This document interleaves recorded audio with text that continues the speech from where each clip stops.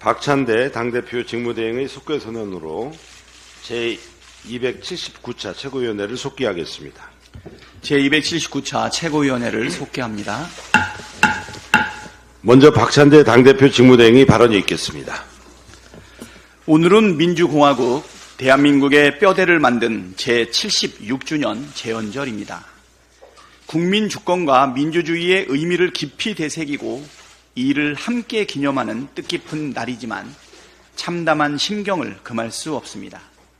헌법 정신을 수호하고 국정에 무한 책임을 져야 할 대통령과 집권 여당이 삼권 분립과 의회 민주주의 훼손에 골몰하는 탓입니다.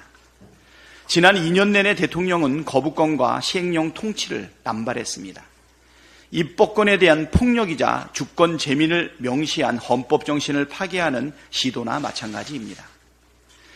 더구나 난파하는 국정을 바로잡아야 할 국민의힘 역시 대통령 부부의 방탄을 위해 명분 없는 정치 파업에만 정신이 팔렸습니다. 정권 자체가 이 모양이니 이 꼴이니 나라가 제대로 굴러갈 리가 있겠습니까? 오죽하면 정부에 대한 국민의 신뢰도가 대폭 추락하여 국제적 망신까지 샀겠습니까? 국민의 인내에도 한계가 있습니다. 고금리, 고물가에 고통받고 폭염과 수해에 무너지는 국민의 삶을 정말 눈꽃만큼이라도 생각한다면 당장 정치 파업부터 거둬야 합니다. 총선에서 그렇게 혼인하고도 정권이 태도를 바꾸지 않는다면 국민은 직접적인 저항권을 행사할 수도 있다는 것을 명심하기 바랍니다. 정권이 대통령 부부 방탄에 넋이 나간 사이 민생은 악화일로입니다. 지난해 폐업 신고를 한 자영업자 숫자가 100만 명에 육박했습니다. 관련 통계 작성 이후 최악이고 코로나 때보다도 상황이 심각합니다. 올해 역시 자영업자들의 어려움은 가중되고 있습니다. 그런데 이 강 건너 불구경만 하고 있습니다. 하반기 경제 정책 방향에서 내놓은 소상공인 자영업자 대책 중에서도 직접 지원액은 고작 1조 원 남짓에 불과합니다. 질소 과자처럼 과대 포장된 질소 정책으로 생색만 내겠다는 것 아닙니까? 지금처럼 언발의 오줌 누기 같은 엉성한 대책만 남발하는 것은 살든 죽든 알아서 하라는 말밖에 되지 않습니다. 이건 국가가 아닙니다. 국민의 삶을 책임지고 민생 경제를 살려야 할 정부라면 보다 적극적인 인식과 태도로 자영업 위기 극복에 나서야 합니다. 직접 지원 확대와 내수 진작책 수립이라는 투트랙으로 이를 중심으로 기존 소상공인 자영업자 지원 대책을 전면 수정하십시오. 추경을 포함한 모든 방책을 테이블 위에 올려놔야 합니다.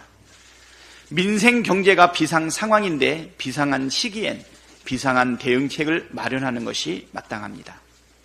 자영업자들이 줄줄이 망하고 민생 경제가 완전히 주저앉은 다음에 후회하지 말고 당장 과감한 행동에 나서기를 촉구합니다. 인사가 만사라는데 윤석열 정권은 하는 인사마다 망사뿐입니다. 지명하는 인사들마다 극우적인 인식과 도덕성 시비, 막말의 뻔뻔함은 기본 옵션으로 장착하고 있는 모습입니다. 특히 이진숙 방송통신위원장 후보자는 윤석열 정권 인사 실패의 종합판이자 종결자 같습니다. 세월호 참사 혐오 보도에 앞장서고 이태원 참사엔 음모론을 들먹이며 5.18 민주화 운동마저 폄훼하는 사람이 공직에 가당키나 합니까? 더구나 이 후보는 국민적 사랑을 받은 암살, 택시 운전사, 베테랑, 기생충 같은 영화에도 좌파 딱지를 붙였다고 합니다. 이진숙 후보 눈에는 이 영화를 본 국민도 전부 좌파고 빨갱이입니까? 더구나 태행적이고 반역사적인 인식으로도 부족해 과거 노조 탄압 계획 수립 문제, 위장 전입 논란까지 불거져 나온 상황입니다. 이 후보자가 민주라는 말을 들으면 소름이 끼친다고 했는데 국민은 이런 어처구니 없는 후보를 지명한 대통령에게 더 소름이 끼칩니다. 국민적 상식에 맞지 않는 인사를 굳이 고집하는 이유가 무엇입니까? 파도 괴담에 논란만 쏟아져 나오는 이진숙 후보에게 방통위원장이라는 중책은 어울리지 않습니다. 인사청문회까지도 갈 것 없이 즉각 지명을 철회하는 것이 마땅합니다. 오늘이라도 지명을 철회하시기 바랍니다. 다음으로 정청래 최고위원의 발언이 있겠습니다. VIP의 딜레마, 검찰의 딜레마. 선택해야 할 길은 두 가지 중 하나로 정해져 있는데 그 어느 쪽을 선택해도 바람직하지 못한 결과가 나오게 되는 곤란한 상황일 때 우리는 보통 딜레마에 빠졌다라고 말합니다. 도이치모터스 공보험이라는 자가 VIP는 김계환 해병대 사령관이었다고 말했다가 VIP는 여사님이라고 정정하고 허세였다고 말했다고 보도되고 있는데 이 사람도 딜레마에 빠진 것 같습니다. 딜레마에 빠진 것은 여사님도 마찬가지인 것 같습니다. 디올백 수술을 놓고 개그 콘서트 같은 대사들이 연일 사람들을 포복절도하게 만듭니다. 깜빡하고 돌려주지 못했다고 하니 아니 언제는 대통령 기록물이고 돌려주면 국고 횡령이라더니 왜 돌려주라고 했느냐는 반론이 바로 나옵니다. 맞습니다. 김건희 여사 쪽을 편드는 사람들은 그동안 대통령 기록물이니 돌려줄 필요가 없다는 식으로 말했지 않습니까? 선물을 준 최재형 목사를 주거 침입범으로 몬 것도 딜레마 상황입니다. 최재형 목사가 주거 침입범이라면 김건희 여사는 주거 침입범으로부터 대통령 기록물을 받은 셈이고 경호처 직원들은 주거 침입범 방조범들이 되는 딜레마에 또 빠지게 됩니다. 만약 최재형 목사가 스토킹범이라면 카톡을 주고받은 김건희 여사는 스토킹 공범이라도 되는 겁니까? 이 또한 딜레마입니다. 급기 어제는 영부인은 유모 행정관에게 바로 돌려주면 기분이 상할 수도 있으니 기분 나쁘지 않도록 추후 돌려주라고 지시한 것이라는 해명이 보도되었습니다. 아니 그럼 추후에 돌려줄 것을 안 받았으면 될 것이고 선물을 준비했다는 카톡을 받았을 때 안 받겠다, 들고 오지 마라는 카톡을 보내고 경호처 직원들에게 가방은 들여보내지 마라고 지시했다면 될 일 아니었습니까? 추후에 돌려주라고 했다는 것이 사실이라면 대통령 기록물은 국고인데 추후에 국고를 횡령하라고 했습니까? 디올백이 대통령 기록물이고 국고라면서요.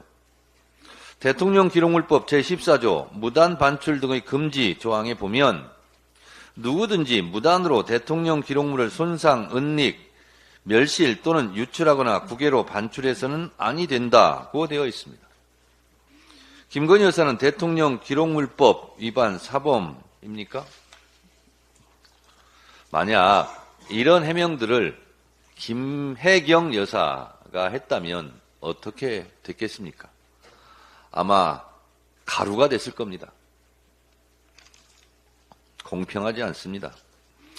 한 번 거짓말을 하면 그것을 덮으려고 두 번 거짓말을 하게 되고 두 번의 거짓말을 덮으려면 10번의 거짓말을 하게 된다는데 지금 그런 상황 아닙니까? 정말 묻고 싶습니다. Very important person, 줄여서 VIP. 김건희 여사가 VIP인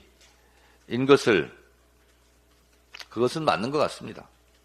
그런데 말입니다. 김건희 여사가 VIP면 윤석열 대통령은 VIP 남편입니까? 이러니 김건희 정권이란 말이 나오는 겁니다. 대한민국 김건희 정권의 국정농단 한복판에 폭풍의 회오리라는 점에서 김건희 여사가 매우 중요한 사람으로 부상한 것은 맞는 것 같습니다. 그런데 한편으로 보면 딜레마에 빠진 김건희 여사가 참 불쌍하기도 합니다. 이런 해명도 저런 해명도 다 웃게 만드니 말입니다. 이명박 때 만사 형통에서 윤석열 때 만사 영통이란 말이 유행어로 또 부상할 조짐이 보입니다만, 저는 그 만사 영통이 또 하나의 다른 의미로 만사가 영부인의 고통이겠다, 이런 생각이 들기도 합니다. 김건희 여사 쪽의 해명이 재미있고 황당한 것이야 국민들께서 상식적으로 판단할 것입니다. 제가 궁금한 것은 검찰의 입장입니다.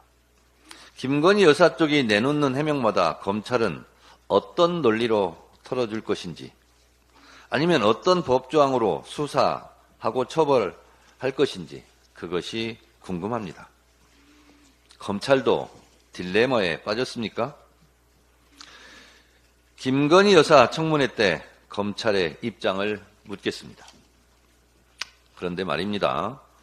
02800-7070 전화번호는 누구 겁니까? 그리고 또 하나 묻습니다. 13호 김건희 수사는 정말 안 할 겁니까? 네, 다음으로 고민정 최고위원의 발언이 있겠습니다. 참 씁쓸한 요즘입니다.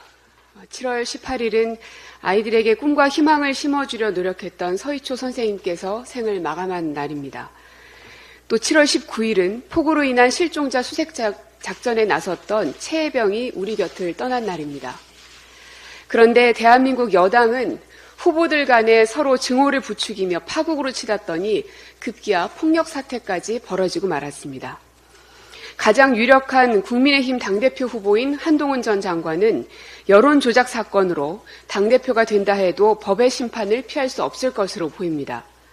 검사로서 악의 무리들을 소탕해온 것처럼 행세해왔지만 뒤로는 온갖 악행을 저질러온 것으로 내부 폭로로 밝혀지고 있는 모양새입니다.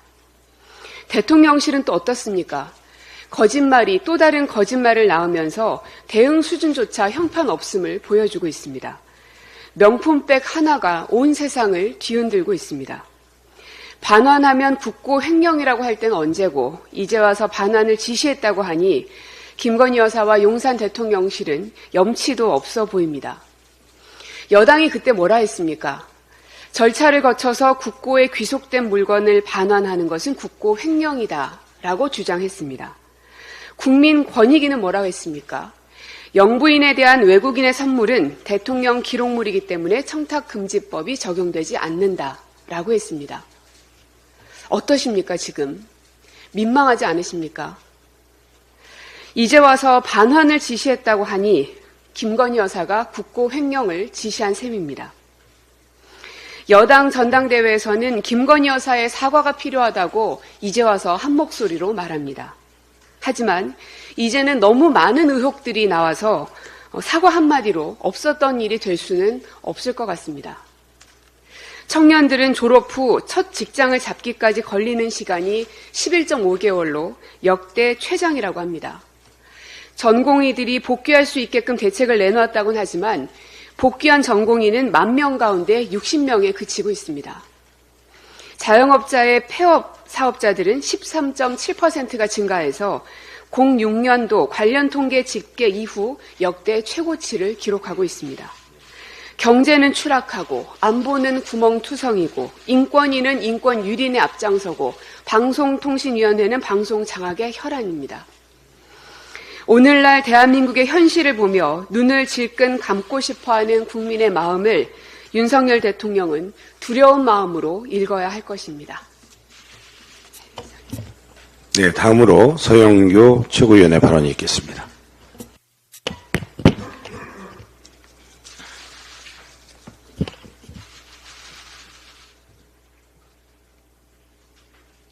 국민의힘 전당대회가 흥행몰이에 완전 성공했습니다.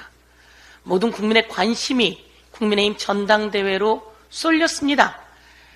살다 전당대회에서 폭력이 오가는 것은 참으로 오래간만입니다. 최근엔 그런 일이 없었습니다. 폭력은 불법입니다. 폭력은 불법이고 더욱이 전당대회에서 폭력은 있을 수 없는 일입니다. 그런 폭력이 일어났다면 그 당은 존재하지 않아야 되는 거 아닙니까? 기사에 체어샷이라고 나왔길래 체어샷이 뭔가라고 보았더니 체어가 왔다 갔다 했습니다. 의자가 왔다 갔다 하고 의자로 상대방을 치고 의자로 상대방을 때리고 그리고 이 의자가 모자라자 몸으로 상대방을 때리고 그리고 그 상대방 사람들은 몸이 조직 같았습니다. 조직들이 그 주변에 깔려 있었던 걸까요? 국민의힘은 전당대회가 완전 흥행했습니다. 좋겠습니다. 이 전당대회를 국민들과 언론은 이제 분당대회다. 국민의힘의 분당대회다. 이렇게 이야기하고 있다는 말씀을 드리겠습니다. 원희룡 후보와 한동훈 후보는 총선 때 둘이 껴안지 않았었습니까? 형제처럼 둘이 껴안지 않았습니까? 그런데 어떻게 이렇게 서로 최고의 막말들을 주고받을 수 있을까요? 원희룡 후보는 사적인 공천을 한동훈 후보가 저질렀다. 그리고 장관 시절에 여론조성 팀과 댓글팀을 운영했다는 의혹이 있다. 이렇게 이야기했습니다. 제가 보기엔 이 말 맞는 것 같습니다. 댓글팀을 운영했다라고 하는 장해찬의 폭로도 있었고 이 내용은 맞는 것 같습니다. 여러분도 경험하셨을 겁니다. 제가 쇼츠를 보다 보면 한동훈을 칭찬하는 쇼츠들이 올라옵니다. 그러다가 김건희를 칭찬하는 쇼츠들이 올라옵니다. 이거 뭐지? 내가 보는 알고리즘엔 이들을 보지 않는데도 불구하고 그런 게 올라오곤 했습니다. 그러다가 막말하고 욕하는 쇼츠까지 또 올라오곤 했습니다. 이런 걸 보면 한동훈 후보의 댓글팀, 그리고 여론조성팀, 그리고 우리 양문석 의원이 밝혀낸 댓글팀의 내용과 여론조성팀의 내용은 이것은 확실하게 수사해야 하는 내용입니다. 알고 계시겠죠? 언론들이 이야기합니다. 이거 수사하면 클 것 같습니다. 한동훈 드루킹입니다. 한동훈 드루킹입니다. 이렇게 이야기합니다. 그러자 한동훈 후보는 원희룡 후보에게 이렇게 이야기했습니다. 노상 방뇨를 하듯이 오물을 뿌리고 도망가는 거짓 마타도. 참 이런 말 국민의힘 당대표 후보가 해야 할까요? 노상 방뇨하듯이. 과거 원희룡 후보의 사법연수원 시절 파출소 소란 사건을 떠올리게 하는데요. 그것을 콕 집어서 그렇게 또 써먹는 한동훈 후보 참 비열합니다. 그런데 둘 다 비열하긴 마찬가지입니다. 여기에 나경원 후보가 그렇게 이야기합니다. 자중질환, 보수의 몰락. 맞는 말 아닙니까? 나경원 후보가 이 불난집에 부채질을 하듯이 한동훈과 원희룡의 싸움에 자중질환의 보수의 몰락이다. 이런 이야기를 합니다. 국민들은 이제 국민의힘당 보고 싶지 않습니다. 이렇게 체어샷, 의자까지 던지면서 싸우는 이 모습 모두 철저히 경찰이 수사하고 검찰이 수사해서 처벌해야 합니다. 그리고 이 뒤에 있는 후보까지 처벌해야 된다. 이런 말씀드립니다. 오늘 최고위원들께서 다 이야기하셨습니다. 김건희 여사의 디올백 관련해서 국민의힘 당에서 최고의 윤핵관이라고 하는 이철규 실세가 그렇게 이야기했습니다. 이것은 대통령 기록물이고 그리고 이것을 내주는 것은 국고 횡령이다. 이렇게 이야기했습니다. 그런데 김건희 여사는 나중에 추후에 돌려주라고 했다고 하면서 유모 행정관에게 뒤집어 씌우기, 꼬리 자르기에 나섰습니다. 유모 행정관은 바로 돌려주라고 했는데 내가 돌려주지 못해서 이렇게 되었다고 이야기합니다. 유모 행정관 처벌받아야죠. 그리고 추후에 돌려주라고 했다고 하는 김건희 여사의 말도 처벌 대상입니다. 국민의힘 후보들이 모두 다 이야기합니다. 한 목소리로. 제가 TV 토론을 봤는데요. 김건희 여사가 지금이라도 디올백 관련해서 사과해야 되냐고 생각합니까? 라고 물었더니 모두 동시에 모든 후보가 지금이라도 사과해야 된다라고 말했습니다. 그럼 한번 보겠습니다. 지금이라도 사과하십시오. 아주 중요한 일이 일어났습니다. 이종호가 블랙펄 인베스트의 이종호가 김건희 여사를 VIP라고 했습니다. VIP라고 하면서 조땡땡 서울 치안감 별 2개 다는 거 아마 전화 오는데 별 2개 달아줄 거야. 이 사람이 치안감 인사에도 개입한 모양입니다. 그리고 그 조땡땡 별 2개, 치안감 정도는 우리가 주변에 데리고 있어야 되지 않니? 치안감을 뭘로 보는 겁니까, 이 사람은? 그런데 이 조땡땡이 끝내는 치안감으로 승진하지 못했습니다. 승진하지 못한 실패한 인사 개입인가 했더니 한번 영상을 보십시오. 조땡땡이 무슨 일을 했던 사람인지. 마약 수사 단속에 관세청이 있었고 그 관세청에 이 조땡땡이 개입한 내용이 드러났습니다. 녹취 한번 들어보시죠. 서울 영등포 경찰서는 지난해 10월 인천 세관 직원들에 대한 수사에 착수했습니다. 다국적 마약 조직의 필로폰 밀수 과정에 도움을 줬다는 의혹이었습니다. 다른 한 조직원은 갖고 있던 가방을 무심코 검사대에 올려놨는데 세관 직원이 이를 만류하고 입국장으로 곧장 보내줬다고 경찰에 진술했습니다. 그런데 그 무렵 지휘라인에도 없는 서울경찰청 소속 경무관이 수사팀에 전화를 걸어왔습니다. 이종호 씨 통화에서 별 1개 경무관에서 별 2개 치안감으로 승진할 거라고 언급된 조모 경무관이었습니다. 조 경무관은 수사팀장에게 세관 수사를 해 국정 운영에 부담을 줘선 안 된다는 압력성 발언을 한 걸로 확인됐습니다. 이 일이 언론을 통해 알려지자 경로한 윤희근 경찰청장은 있을 수 없는 일이 벌어졌다며 조 경무관에 대한 감찰 조사를 지시했습니다. 감찰 끝에 경찰청은 외압 사실을 확인하고 감봉 등의 징계를 내려달라는 요청과 함께 지난 2월 조 경무관을 인사혁신처 중앙징계위원회에 넘겼습니다. 하지만 지난달 초 인사혁신처의 결론은 불문, 즉 징계 처분을 내리지 않았습니다. 부적절한 통화를 한 건 맞지만 책임을 물을 정도는 아니라는 이유였습니다. 정말 놀라운 일 아닙니까? 다국적 마약 조직이 필로폰을 밀수하는 과정에 이것을 검사대에 그 조직원이 올려놨더니 관세청 직원이 그 검사대에서 그 가방을 내려주었다는 겁니다. 그런데 이와 관련해서 관세청에서 다국적 마약 조직범과 연루되어 있는지 관세청을 수사하는 과정에 그 관세청을 수사하지 말라고 조땡땡 경무관이 전화를 했다는 겁니다. 이 조땡땡 경무관이 이종호 블랙펄 인베스트 김건희 계좌를 관리하던 자입니다. 이 자가 이 사람을 경무관에서 치안감으로 별 2개를 달아주려고 했는데 끝내 달리지 못했던 이유는 바로 이것이었습니다. 이것을 윤희근 경찰청장이 처벌하라고 인사혁신처에 보냈는데 인사혁신처에서 징계를 하지 않았습니다. 이제 우린 여기서 인사혁신처도 관여되어 있고 관세청도 관여되어 있고 그리고 경찰청도 관여되어 있고 이종호가 관여되어 있고 이런 정도 관여되어 있다면 VIP 김건희 여사는 어떤 위치에 있었는지 묻지 않을 수 없습니다. 이 내용은 다국적 마약 조직의 필로폰 밀수에까지 다국적 마약 조직의 필로폰 밀수에까지 개입했는지 정말 통탄할 노릇입니다. 이상입니다. 네, 이어서 장영대 최고위원의 발언이 있겠습니다. 국정 곳곳에 촉수처럼 뻗은 도이치모터스 주가 조작 공범 이종호 씨의 영향력, 이종호 뒷배의 영향력은 가히 상상 초월입니다. 이종호가 지난해 8월 9일 통화에서 조모 경무관을 언급하고 별 2개 치안감을 달아줄 것 같다며 그 정도는 주변에 데리고 있어야 되지 않냐고 했습니다. 그런데 어제 MBC 보도에서 조모 경무관의 수사 외압이 확인됐지만 징계를 받지 않은 사실이 드러났습니다. 조모 경무관은 지난해 10월 5일, 10월 14일 2차례 영등포 경찰서 수사팀에 전화를 걸어 다국적 조직원들의 마약 사건에 외압을 넣은 것입니다. 본인이 관세청에 같은 정부 일원이라 스스로 침뱉는 것이기 때문에 무리하게 안 할 것이라고 했다.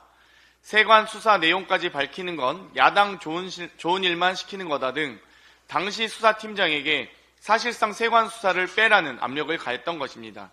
경로한 윤희근 경찰청장이 감찰 조사를 지시했더니 경찰청은 이러한 외압 사실을 확인하고 감봉 등의 징계 요청을 합니다.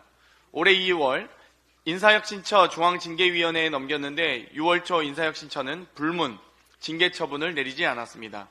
이종호 녹취록에서 치안감 승진을 언급한 내용과 함께 치안감 승진 심사를 앞둔 조모 경무관의 징계 조치는 승진에 발목 잡힐까봐 불문에 붙인 것입니까? 임성근의 구명 로비 의혹처럼 이종호가 경무관 구명 로비를 했을 거라는 합리적 의심이 들 수밖에 없습니다. 윤 경찰청장은 이달 4일 직권으로 경고 조치만 했다는 것을 보면 현직 경찰청장을 넘어서는 윗선 라인이 움직였을 것으로 보입니다. 인사혁신처에 자료 요구를 하겠습니다. 당시 인사혁신처 징계위 명단, 회의록, 징계위의 조사 내용, 불문 결론의 사유 등 하나도 빠짐없이 제출하시기 바랍니다. 인사혁신처에는 누구의 개입이 있었는지 밝혀져야 할 것입니다. 내부 고발자의 고발도 기다리겠습니다. 더불어 최혜병 순직 수사외압 사건을 맡고 있는 공수처 4부 신모 검사, 공수처 2부장 송모 검사가 과거 이종호 씨의 변호인으로 선임된 전력이 뉴스타파를 통해 밝혀졌습니다. 이종호의 변호인이 이종호의 구명 로비를 수사하고 있으니 왜 공수처의 수사가 휴대폰 압수수색조차 못하며 이렇게 더디고 제대로 이루어지고 있지 않는지 알 수 있는 대목입니다. 이런 상황에서 이종호의 허풍으로만 받아들일 수 없는 신비한 일들이 많이 일어나고 있습니다. 오직 특검만이 답입니다. 국정농단의 비선 실세, 이종호 구명 카르텔의 실체를 낱낱이 밝혀가겠습니다. 진술 회유 등 사건 조작으로 올라진 대북 송금 사건으로 이재명 전 대표를 괴롭히겠다는 검찰의 목적에 대법원이 맞장구를 쳤습니다. 이틀 전 대법원은 이재명 전 대표의 대북 송금 사건과 대장동 사건 토지관할 병합 신청을 기각했습니다. 형사소송법에 따르면 토지관할이 다른 여러 개의 관련 사건이 각각 다른 법원에 있을 경우 검사나 피고인의 신청에 따라 한 개 법원에서 병합 심리할 수 있습니다. 대법 관계자에 따르면 토지관할 병합 여부 결정 시 피고인의 이익, 재판의 신속성, 증거 관계 등을 종합적으로 고려한다고 하는데 증거를 증거로 보지 않고 거짓 진술을 신빙성으로 보는 수원지법 재판부에서 재판을 받으라는 것 자체가 피고인의 이익을 완전히 무시한 것입니다. 반면 재판 지연과 선고 회피를 위한 신청이라는 검찰의 병합 반대 주장은 받아들인 것입니다. 이재명 전 대표는 일주일에 최소 2회에서 많게는 4회까지 서울과 수원을 오가며 재판에 출석해야 하는 불이익을 받게 되었습니다. 누구는 압수수색과 소환조사 없이 공손히 서면만 요청하는 반면 누구는 의정활동 등 업무를 방해하고 사실상 감금이나 다를 바 없는 처사를 당하고 있습니다. 무도한 정권 들어 악마 같은 검찰의 행태와 이에 동조하는 법원을 보며 국민의 신뢰는 점점 줄어들고 있습니다. 하루빨리 검찰 법원의 신뢰가 회복될 수 있도록 민주당은 외압 의혹의 진실을 밝히기 위해 박차를 가하겠습니다. 이상입니다. 네, 다음으로 전은수 최고위원의 발언이 있겠습니다. 핸드백을 받자마자 추후 반환하라는 지시를 받았었다는 행정관의 진술. 그런데 깜빡했다는 행정관의 진술. 법 앞에 성력은 없다고 호언장담한 검찰에서 이것을 신빙성 있다 판단하지는 않을 거지요. 이전에 최재형 목사와 김건희 여사가 주고받은 카카오톡 메시지를 보면 2022년 6월 17일 샤넬 화장품 사진을 올리며 취임 축하 선물 준비했다고 전달드리고 싶다 합니다. 2022년 6월 20일 접견 성사, 화장품 건네줬습니다. 2022년 9월 7일 디올 종이백 사진을 올리며 핸드백 장만했다며 추석 인사 드리겠다고 말합니다. 2022년 9월 13일 접견 성사, 디올백 건네줬습니다. 영상에서도 카카오톡에 미리 올렸던 하얀색 디올 종이백이 나옵니다. 최재형 목사는 카카오톡으로 줄 화장품과 핸드백을 어떤 브랜드인지 누구나 알 수 있는 쇼핑백 사진으로 미리 올리며 김건희 여사에게 드리겠다며 방문 의사를 밝혔었습니다. 처음부터 받지 않을 거라면 카카오톡으로 거절 의사를 충분히 밝히거나 즉시 반환했어야 합니다. 사건의 진상이 밝혀지자 선물 받고도 한참 후에야 대통령 기록물에 해당하여 반환하면 안 된다 했습니다.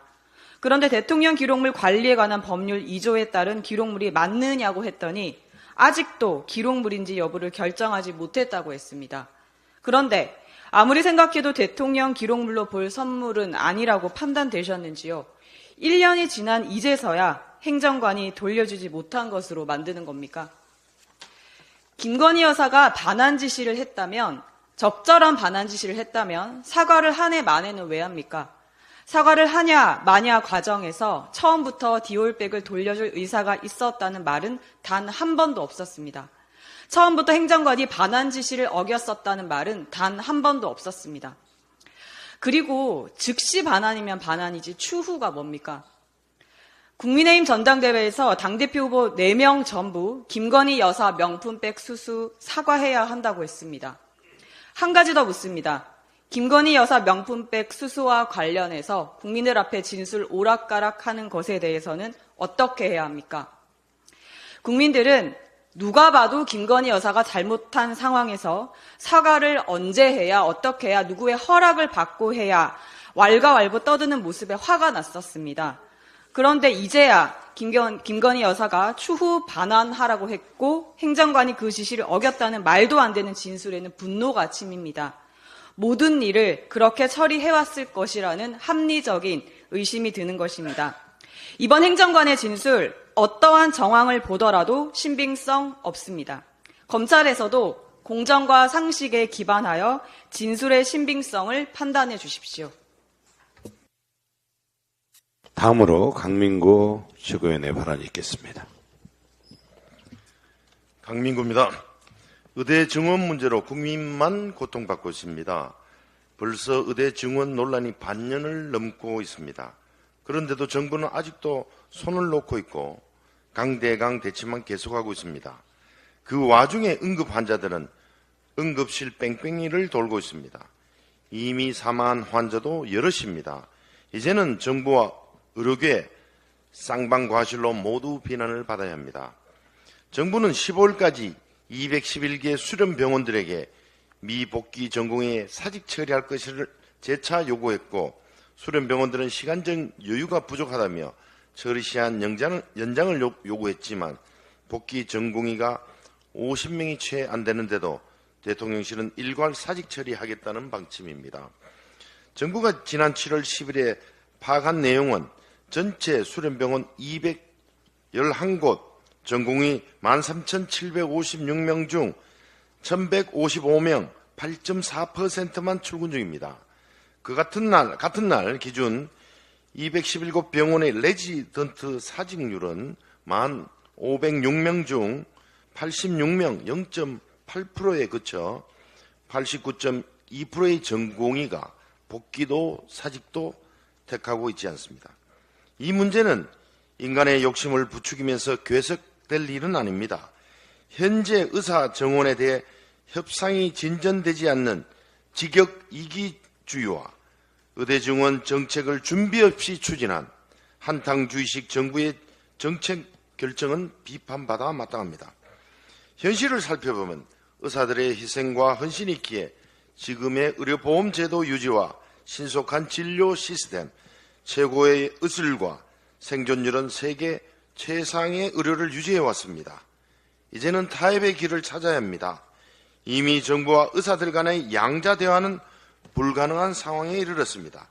이 충돌로 사람이 죽어나가는 황당한 상황을 어떤 국민이 이해할 수 있겠습니까?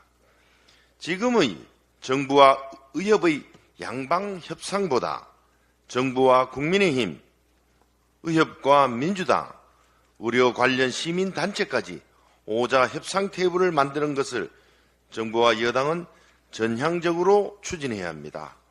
우리 헌법 제36조 3항에는 모든 국민은 보건에 관하여 국가의 보호를 받는다고 되어 있습니다.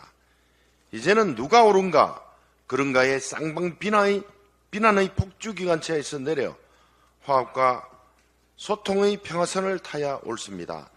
오자 협상 테이블을 조속하게 마련하여 이 문제를 매듭짓기를 간곡히 희망합니다. 이상 발언을 모두 마치고 당대표 직무대행께서 279차 최고위원회를 비하하시겠습니다. 네, 제가 보강 조금만 하겠습니다. 아까 이게 8월 9일입니다. 2023년 8월 9일에 블랙펄 인베스트 김건희 여사 계좌를 관리하고 있는 이종호가 이렇게 이야기를 합니다. 조땡땡 서울 치안관 별 2개 타는 거 아마 전화 오는데 별 2개 달아줄 것 같아 라고 이게 8월 9일 날 발언입니다. 그리고 이런 사람 하나 정도는 주변에 데리고 있어야지 라고 하는데요. 이게 8월 9일이었고 아까 다국적 마약 조직 필로폰 운반과 관련된 그 사건은 10월에 있습니다. 10월에 있고 조땡땡이 10월에 전화를 하게 됩니다. 그리고 이게 윤익은 경찰청장이 인사혁신처로 보내게 되는 거죠. 징계 내리라고. 그런데 이 사람이 11월 4일에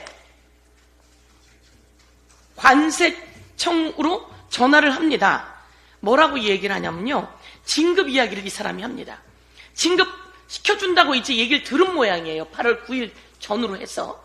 그런 상황에서 이게 10월에 이 사건이 터지고 나니까 이 사람이 뭐라고 얘기하냐면 일단은 제가 이번에 진급을 하면 과장님을 위해서 열심히 뛸게요. 관세청 과장을 이야기하는 것 같은데요. 열심히 뛸게요. 과장님 저 좀 일단 살려주십시오. 고립무원이라고 하는데 제가 영등포 서장 출신 아닙니까? 자신의 진급까지 이미 생각하고 있었던 거죠. 그 얘기는 이게 전화는 8월 9일, 사건이 있었던 건 10월, 그리고 이 전화는 11월 14일에 전화를 합니다. 대강 자신의 진급도 벌써 이야기 들어놓은 상황인 것 같은데요. 이 사건은 적당히 무마되어 있고요. 관세청 사건은 아직도 수사가 종결되지 않은 상태에서 이 사람 건이 무마되었다는 건 정말 천인 공노할 일이다. 이렇게 한 번 더 말씀드리겠습니다. 네. 제279차 최고위원회의를 폐회합니다.